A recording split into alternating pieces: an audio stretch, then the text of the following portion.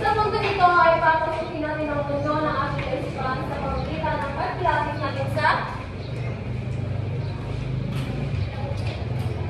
teoryang psikoteknikal. So, ano nga ba ang teoryang psikoteknikal? Maaari ba ibigay kung ano ang bahagi sa amin kung ano yung teorya sa tungkol sa teoryang psikoteknikal? Wala na.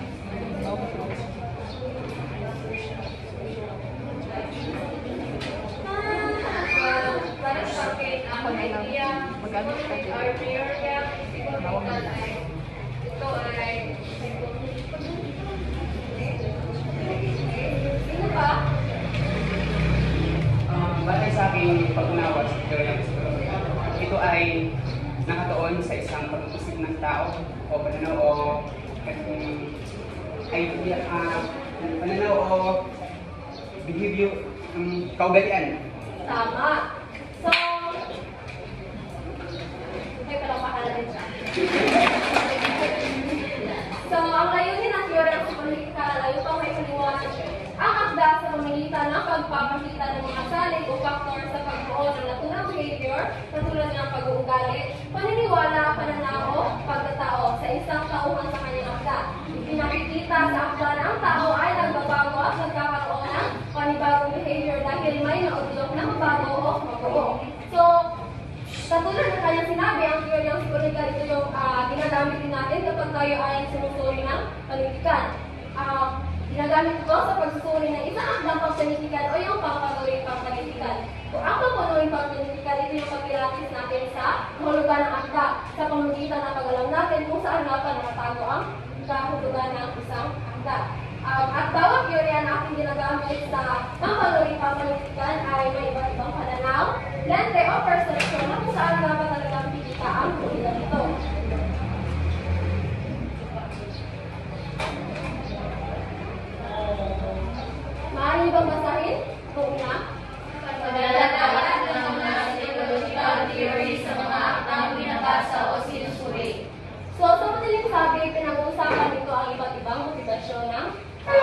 kung ano nga ba ang mga dahilan, kung bakit siya nagkaroon o nakagawa ng ganoong aksyon o desisyon o kung ano ang tumatakbo sa isipan ng isang manunulat kung bakit biglang nagbago ang karakter ng isang tauhan sa ganito.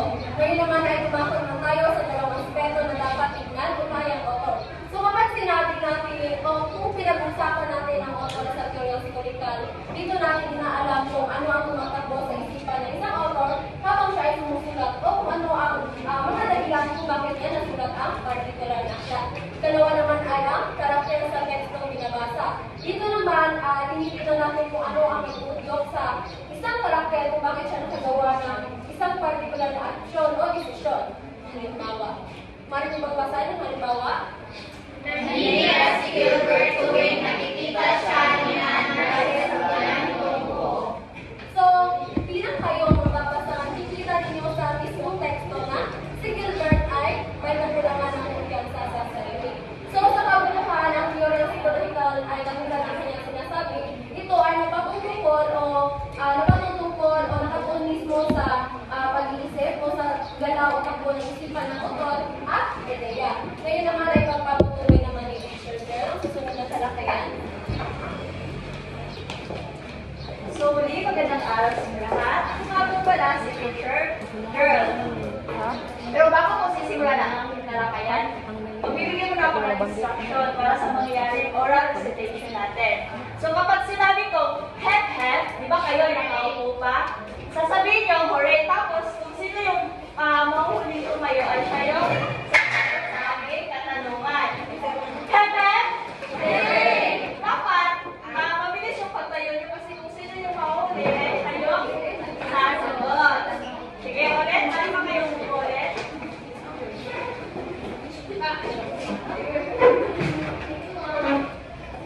Hep hep? Hooray! Dapat nakataas yung kamay na hooray. Kasi kung sino yung makikita ko na hindi nakataas yung kamay, siya yung ipapasagot ko sa aking katanungan.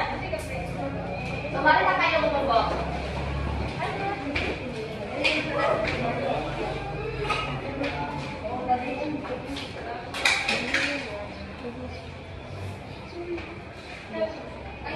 So, siguro naman meron kayong mga idea kung ano yung susunod natin tatalakayin dahil nabanggit na ni Teacher Laika kanina at nabasa na rin na nakalagay na rin sa layunin, di ba? So, sino ba dito sa inyo makapagbalahan ng kanilang idea kung ano yung susunod natin tatalakayin? Ano yung ha? Binibini kaya ito yung idea ba? Yung may idea sa klase? Ang susunod natin na talakayan ay patungkol sa teoryang kultural or kultural. Ito yung team. Okay na, pwede yung maraming salamat, Binibini. So, tignan natin kung tama ba yung sagot ni Binibini Mea. Tama. Ang susunod natin talakayin ay ang teorya kultural. So, ang layunin ng politika ay pakilala na may akda ang kultura sa mga hindi nakakaalam. Ibinabahagi na may akda ang mga paniniwala, kaugalian, at tradisyong minana at ipasa sa sunod na salinlahi. Ibinabahagi din ng may akda ang ipinapakita din dito na ang bawat lipi ay natatangi. So, sino ba dito sa inyo ang may idea kung ano yung kultura? Hep hep! Hooray!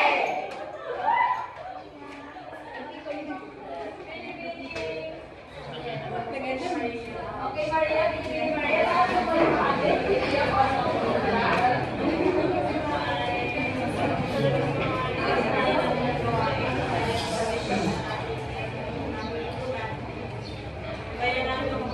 Yes, God. Okay, tama. Maraming salamat, Binibini Maria. So, ang kultura, ito ay tumutukoy sa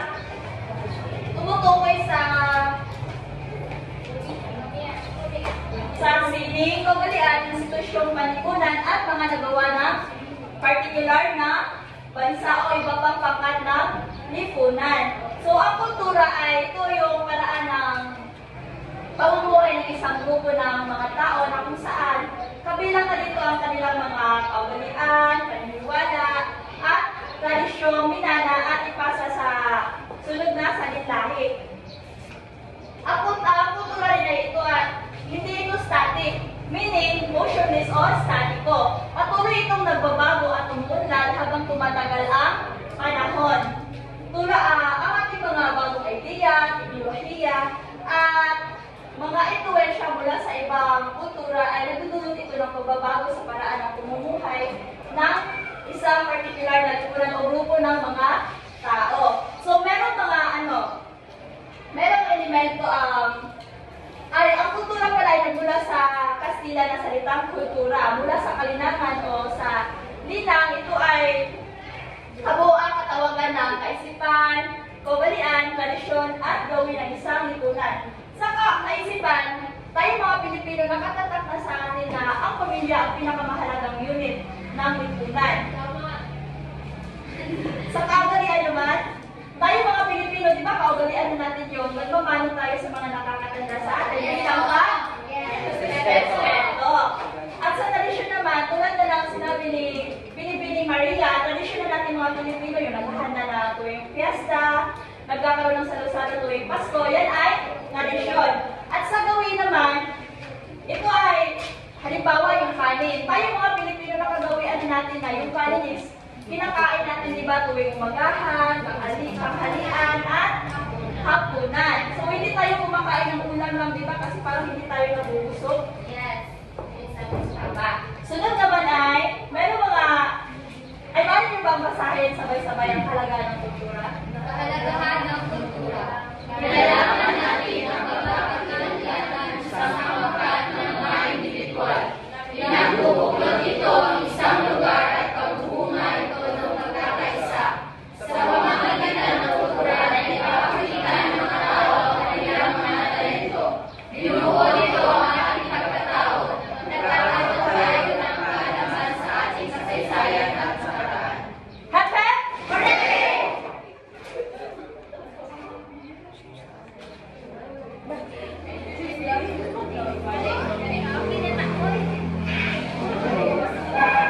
Para sa inyo,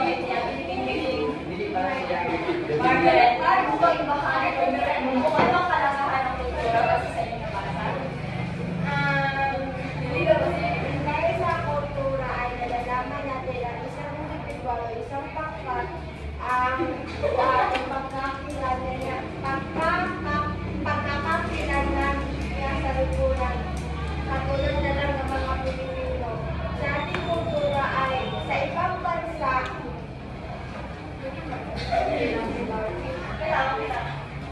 sa ibang bansa, kanang mailan nilang Pilipino na nahigit kayo sa eleksyon o na mga personal. Margaret. So, dagdag pa dito, ang kultura, ito ay hinuhukot nito ang ating kaalaman, paniniwala, at ang mga kaugalian. So, meron mga elemento ang kultura. Sino ba dito sa inyo makapagbibigay ng uri ng elemento ng kultura? Sino? Haka? Hooray!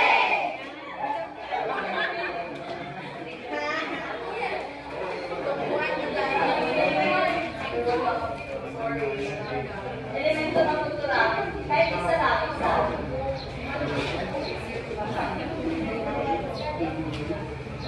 Idea lang, idea sa idea. Kahit isa lang, bakit talaga isa?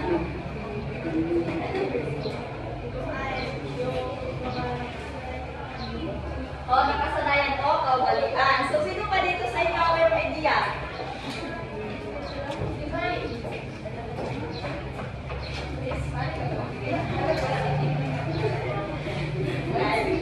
Pwede ba kayo magkakasimulan nito hanggang 10?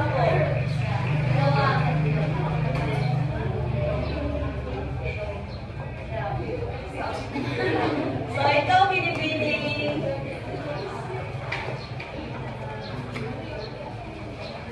behavior or kaugalian, safe lang sila. Or okay lang, behavior or meron pang ibang ano dyan? Behavior. kaugalian. So, ganito ang mga elemento ng kultura. Kaugalian, pagpapahalaga, paniniwala, norms. Ang norms, pero itong apat na ore, ito yung folkways, batas, tabus, at ano ba yung isa? Sino rin nakakaalam kung ano ba yung isa ng norms?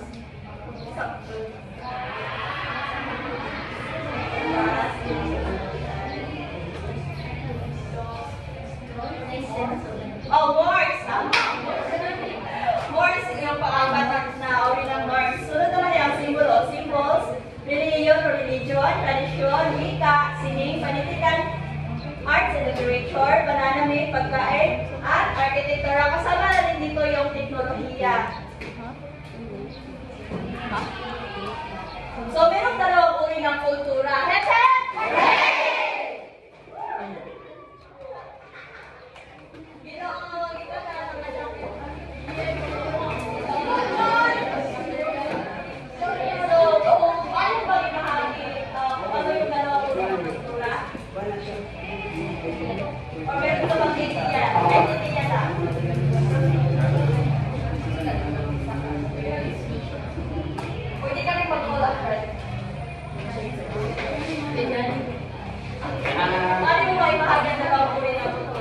Kulturang makikita, kultura culture, material culture and Di material. Di material. Tama. Ito yung material at di material. So, narito ang mga bahagi ng material.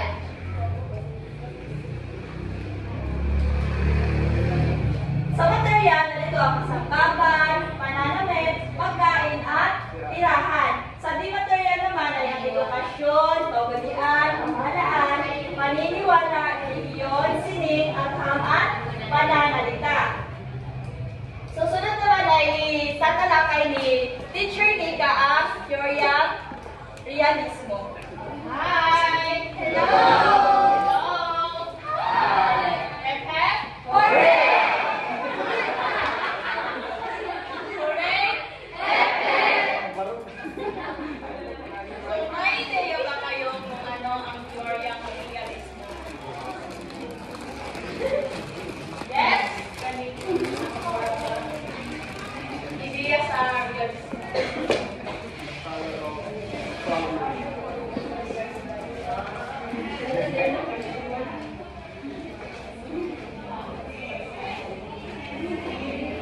Yes, that's right. Ito naman sa banda. Matalakay sa Sige naman.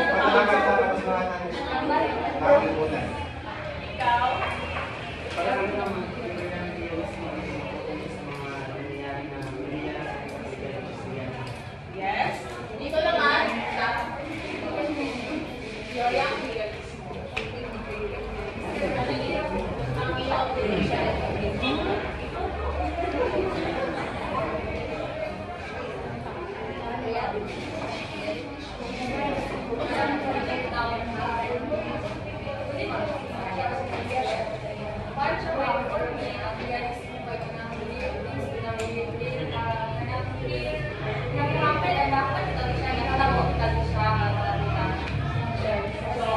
Maraming salamat sa inyong mga ideya. Ang teoryang realismo ay pintado sa ating papagsaling sa araw na ito. So, ang teoryang realismo ay tumatalakay sa katotohanan sa lipunan. Karaniwan itong paksa ay kalagayan ng nangyayari sa lipunan katulad ng korupsyon, katiwalian, kahirapan, at diskriminasyon. So, madalas dito pinupropost ang lipunan at gobyerno. So, mahalaga din sa nagsusuri ng teoryang realismo ang isisusuri na may akda na may ugnay sa pangyayari sa lipunan o realidad sa buhay. So, which is, teoryang realismo is reality. Realidad siya sa buhay. Makatotohanan siyang pangyayari. So, pakibasa lahat. Ang layunin ng palikitan ay ipakita ang mga karanasan at kasaksiyan ng may akda sa kanyang lipunan sa kapapagawa ng pamamaraan. Pinagdalahan ng teoryang realismo ang katotohanan kaysa kagandahan. So, ang teoryang realismo ay ipinapakita dito ang karanasan at malasakit ng may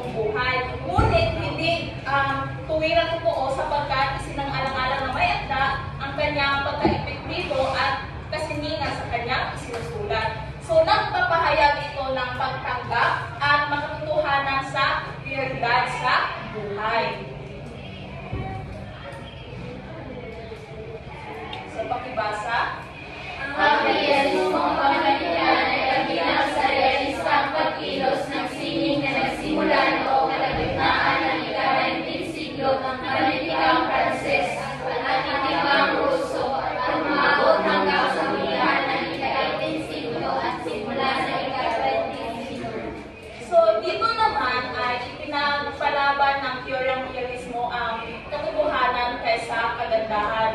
So, sino mang tao, anumang bagay at lipunan ayon sa mga realista ay dapat maging makatotohanan tayo sa ating lipunan at sa ating pagpapahayag.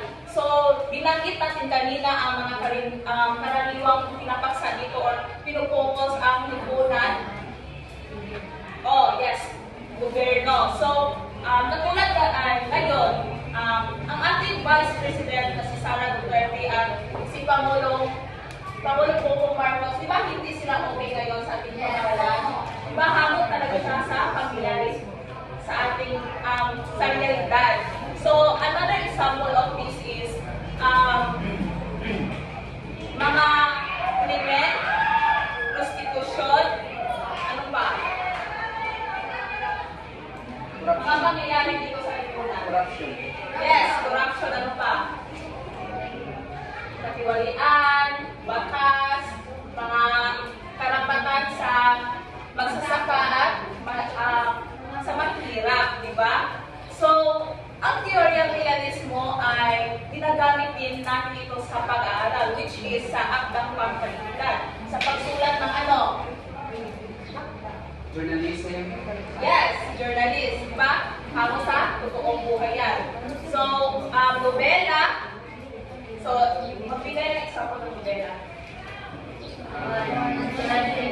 Yes, Durante at Laura. So, tula. Especially sa pagsusuri. So, halimbawa, ang ating isinusuri noong first semester is ay sa aming grupo about sa intersex. So, alam mo yung intersex? Diba? So, example, lalaki siya pero dalawa ang kanyang sebelan. So, very weird siya na pangyayari, diba? So, hamon talaga siya sa totoong buhay at isinisuri namin bakit ay ano ang kanyang mga kalagayan o ang mga pangyayari sa kanyang buhay. So, may ibibigay ako halimbawa sa inyo. So, familiar kayo sa pagkakasya